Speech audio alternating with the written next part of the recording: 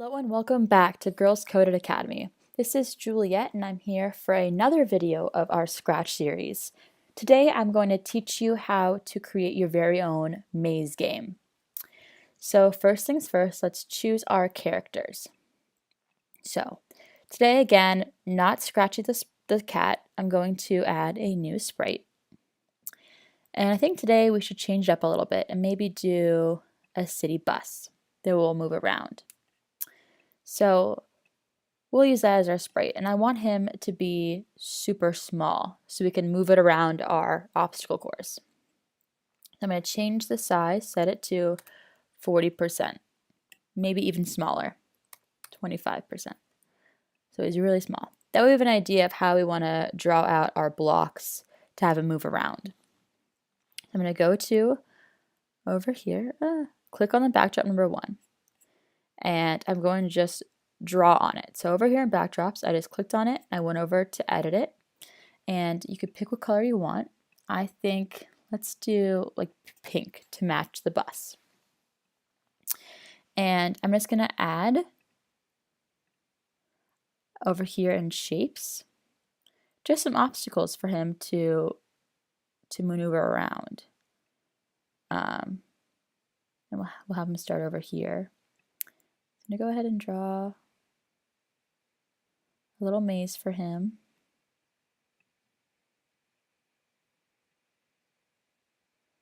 So you just kind of pick where you want them to be. I didn't really plan this out, but you totally can draw it out if you'd like. I want him to have to go this way. So he'll start up here, go down here, around here.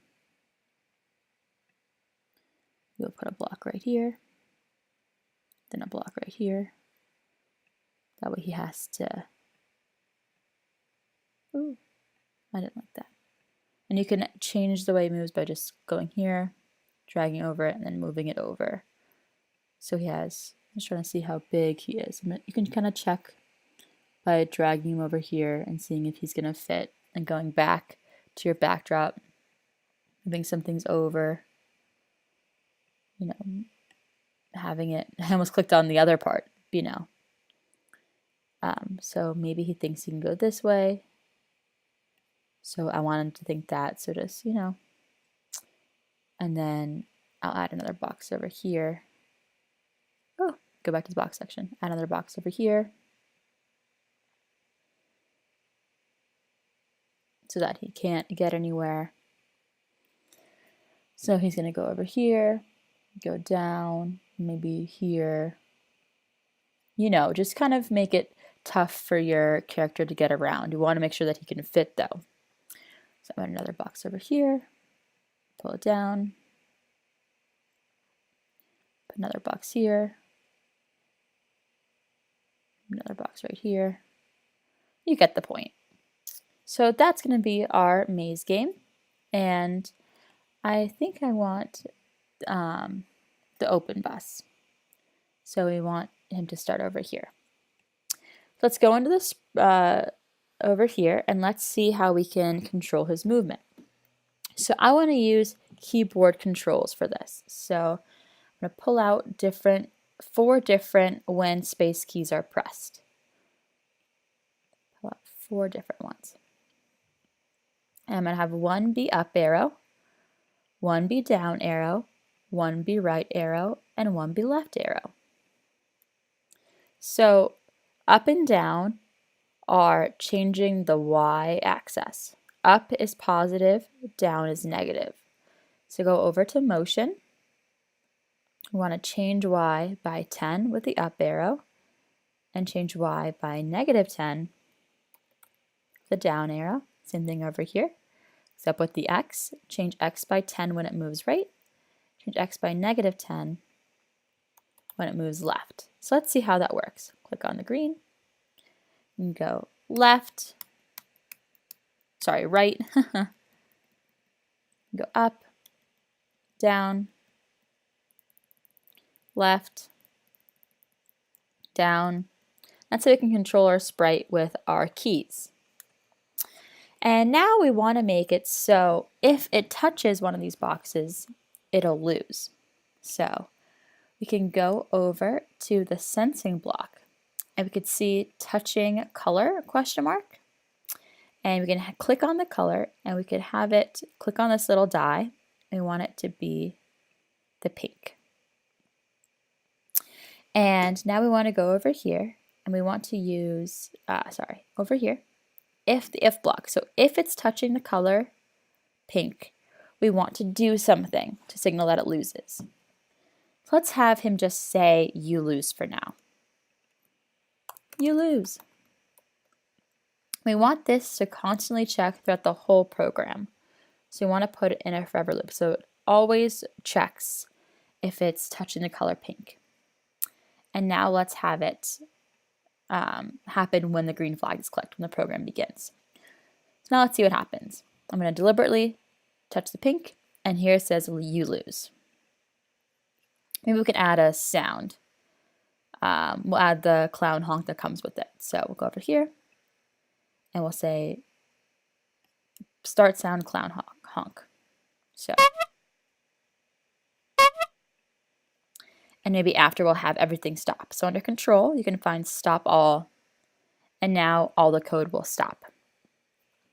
But now we want to have a prize for him to go towards. So I'm going to go over to choose a sprite, and I want the bus to be trying to find,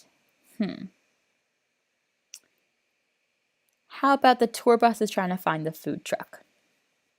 So again, we want to make the food truck a little smaller. So go over to looks. Let's change it to 25%,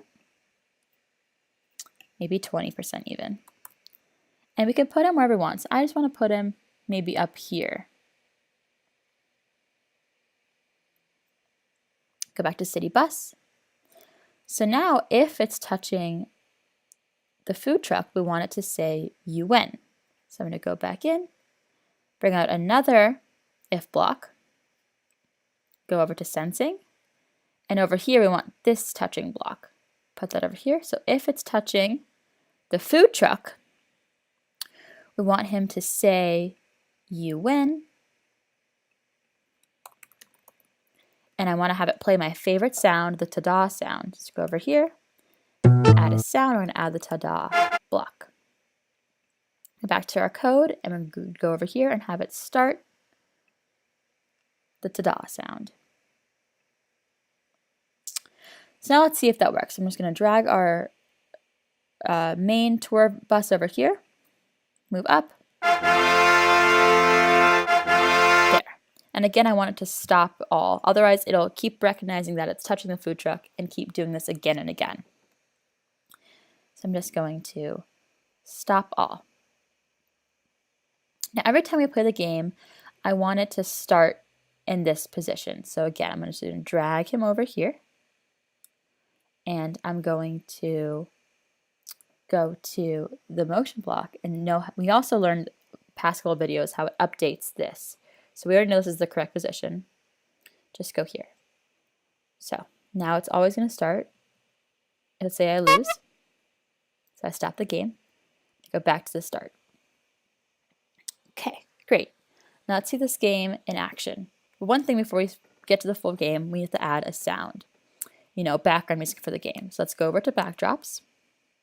We want to go to sounds, and let's add, what kind of loop should we play today? How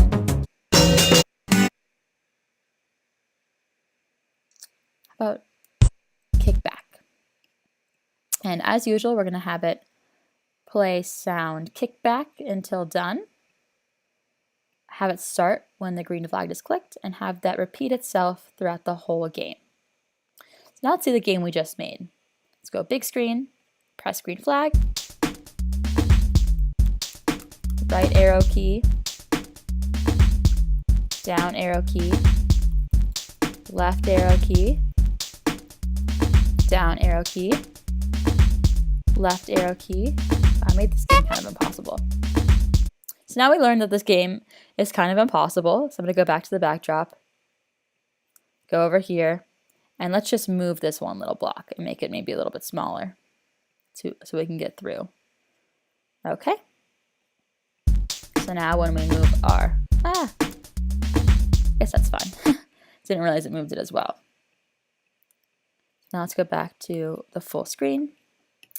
Green flag, right, down, left, down, right arrow key, down arrow key, right arrow key, up arrow key, and we win. Great. And the program ends because it stopped all. Now I want to do a new feature knowing our variables. I want to add a score and some little gems for them to pick up along the way. So I'm going to go back to the code and I'm going to add gems. I'm going to add more sprites. So I'm going to pick something that the tourist bus will want. It'll want crystals. And I can just put one right here. And now I'm going to have it begin when the green flag is clicked. I want this to occur the whole program. I want it to be if it's touching the food truck. Go over here to touching the food truck. I want it to increase a score, and the score will be a variable. Let's go over to variables. So like number of gems collected.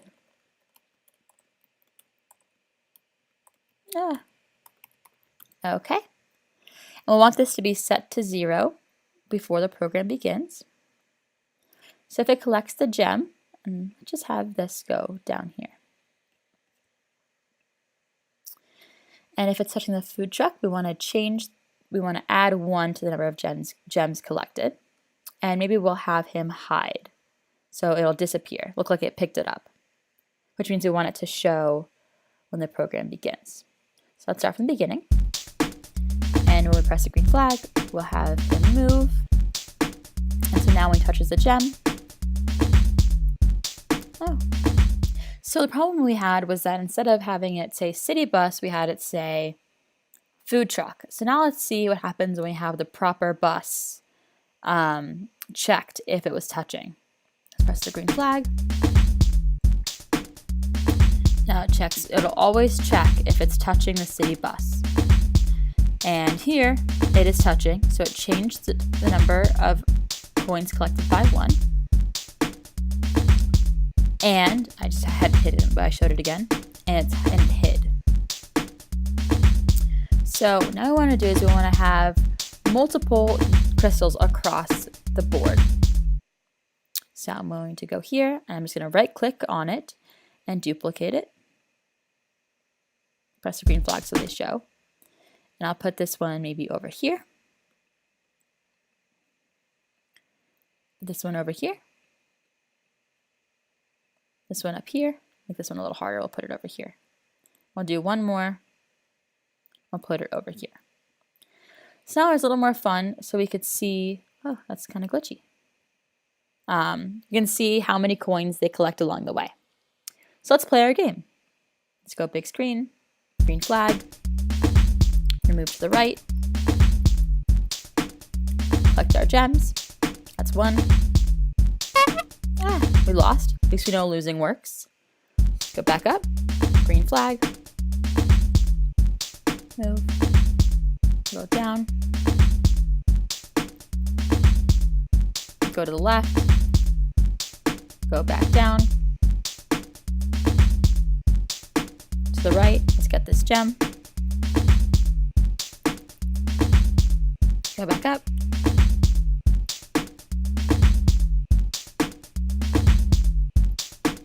get this gem, and there we go. And I want him now to also say, if he wins, number of coins that he collects. So, have him say, and have him use the join block like we used in Mad Libs. You collected,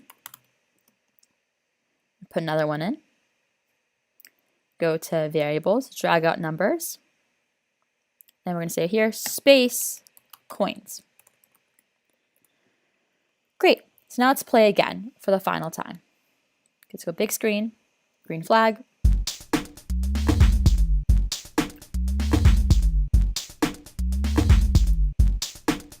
Left. I lost. Gotta be careful. It's a tough game. Right. Left. Down. Right. Down. I got this one. Go back down. Go up. And you win. You collected 4 coins. So this is our maze game. I hope this helped you further understand how to control your sprite with the keys, how to have touching and sensing for colors and for other objects, and come back next time for a new project to further explore Scratch. Hey, it's Juliet from Girls Coded Academy. If you liked what you saw today, make sure you like, comment, and subscribe, and let me know what else you'd like to see. Thanks for watching!